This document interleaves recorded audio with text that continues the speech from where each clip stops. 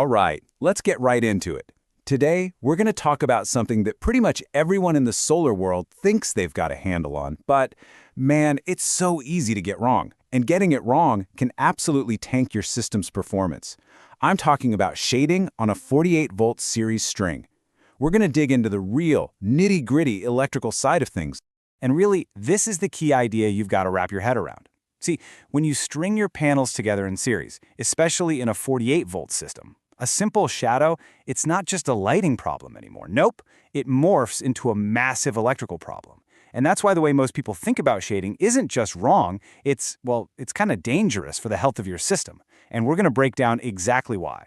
So before we get into the deep stuff, let's talk about the simple story. You know, the one we're all taught when we first get into solar. This is kind of like shading 101. And for a lot of people, this is unfortunately where the lesson ends. Okay, and look, none of these points are wrong, right? We all get it. A shadow messes with your output. We hear about bypass diodes being there to protect things, and we've all heard the one bad apple analogy for a series string. So the advice is always just avoid shade. Simple. But here's the kicker. The real mistake, the one that costs people actual money, is thinking all shadows are the same. They are absolutely not. And that brings us right to the heart of the matter. The huge difference between what we call soft shading and hard shading. Now, I want you to try and forget the word shadow for a second. Instead, think of these as two totally different electrical events, because that's what they are. Okay, so let's break this down. On one side, you've got soft shading. Think, hazy days, light cloud cover. This causes a really gradual, predictable drop in the current. The whole system's power just kind of smoothly fades down a bit. But hard shading? That's a whole different beast. We're talking a single leaf, a cable, even a bird dropping. This isn't gradual, it's an abrupt event. It can actually trigger the panel's bypass diodes, and boom, you get a sudden, sharp voltage collapse.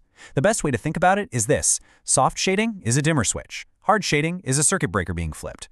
So the big question is, how? How can one tiny little leaf just decimate the output of an entire string of high-tech solar panels? Well, it all comes down to the basic physics of a series circuit. Your whole string, it acts as a single unit, what we call a current-limited system. And the easiest way to picture this is the old saying, a chain is only as strong as its weakest link. It's exactly the same here. The current for the entire string can only be as high as the current from its single worst-performing cell. So let's say one panel gets shaded, and its output drops from, say, 9 amps all the way down to 1 amp. Guess what? Every single panel on that string is now forced to operate at 1 amp. All those other panels, sitting there in perfect sunshine, they're completely choked off, totally bottlenecked by that one underperformer.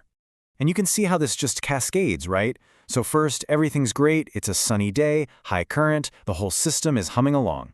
Then, a single leaf flutters down and covers just one tiny part of one panel. Instantly, that panel's current production just plummets. And here's the killer part. The whole string gets dragged down with it. The entire system's output is now locked to that one panel's pathetic low current. It's a huge system-wide failure, all because of a tiny, tiny little problem. But wait, it gets worse. We're not just talking about losing a few watts here and there. That sudden, violent electrical change from hard shading, it actually puts your equipment at physical risk. We're talking about hidden dangers that build up over time, dangers that are way more serious than just a dip in your daily production. You see, every panel has these little things called bypass diodes. They're kind of like safety valves. But when they're forced to turn on and off over and over again, they get hot, really hot.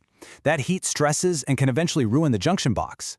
Even worse, the shaded solar cells themselves can stop producing power and start acting like little space heaters, creating hot spots that can permanently damage the panel. And while all this is happening, your expensive charge controller is completely freaking out. Its brain, the MPPT algorithm, is trying to find the best power point, but it can't because things are jumping all over the place. So over the years, this isn't about efficiency anymore. It's about your expensive gear actually failing. And that brings us right back to the main point, the big takeaway.